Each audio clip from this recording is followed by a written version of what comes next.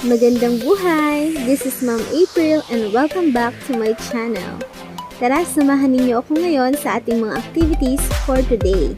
Stay tuned!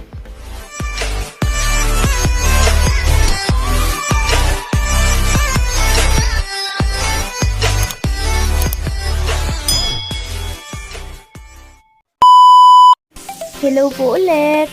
So ngayong araw ay magkakaroon po tayo ng faculty meeting at yan po ang magiging content natin ngayon.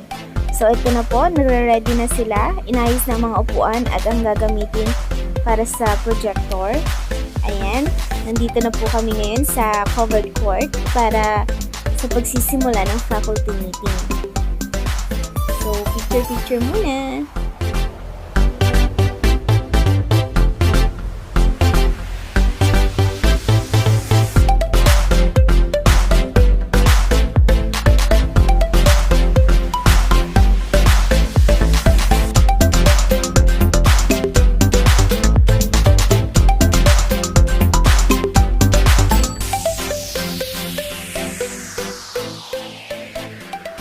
So ayan, nagsisimula na po na pinangunahan ni Ma'am Lulot sa pag-awit ng Makabayan Song.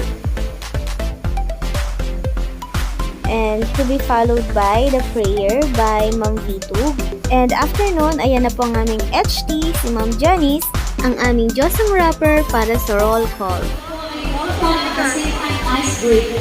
Kailangan po sumunod lahat para makabot po tayo tapos, no? Okay po?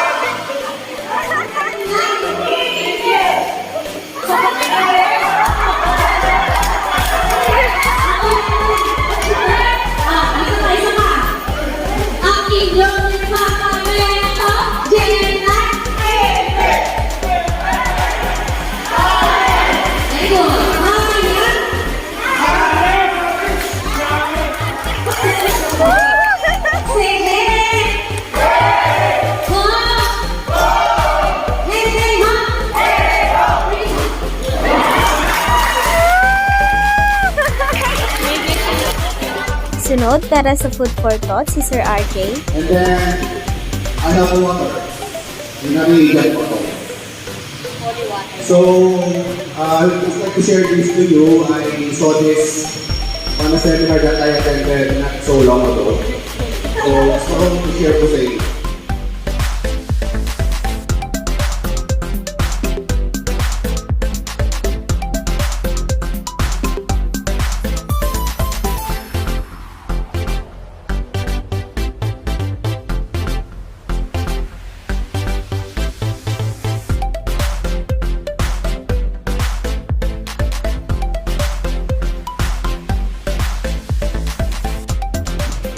The absolute weight of this water doesn't matter. It depends on how long you hold it. It is likened to the stresses and worries in our life.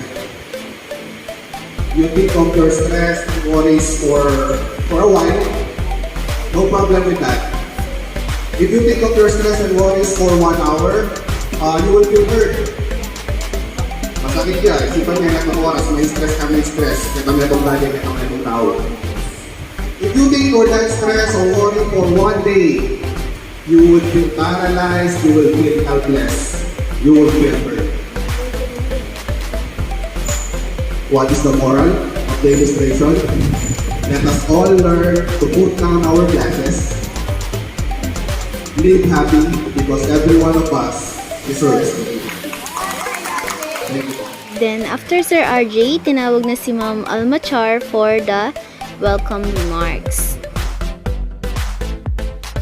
Then, for the main agenda for this meeting, ayan, tinawag na si Ma'am Jennifer Santos, ang aming principal, para sa discussion. Sabi sa Psalm 133 verse 1, how good and how pleasant it is when God's people live together in unity. I'd like to read that. How good and how pleasant it is when God's people live together in unity. Kapag tayo ay gumagawa ng katrabaho na may iisang pangitain at pangarap, ang mabigat ay gumagawa at ang pinaka-imposible ay nagiging. To end my session, it always takes a group of people working together with a common purpose in an atmosphere of trust and collaboration to get extraordinary things done. So this is what I'd like to share with you because I am now in front of extraordinary teachers really going beyond what is required of them. So moving on, thank you so much for listening and open up for some questions. Then, after that, tinawag naman si Sir Jaster to discuss the activities for teachers na ginawa ng faculty club.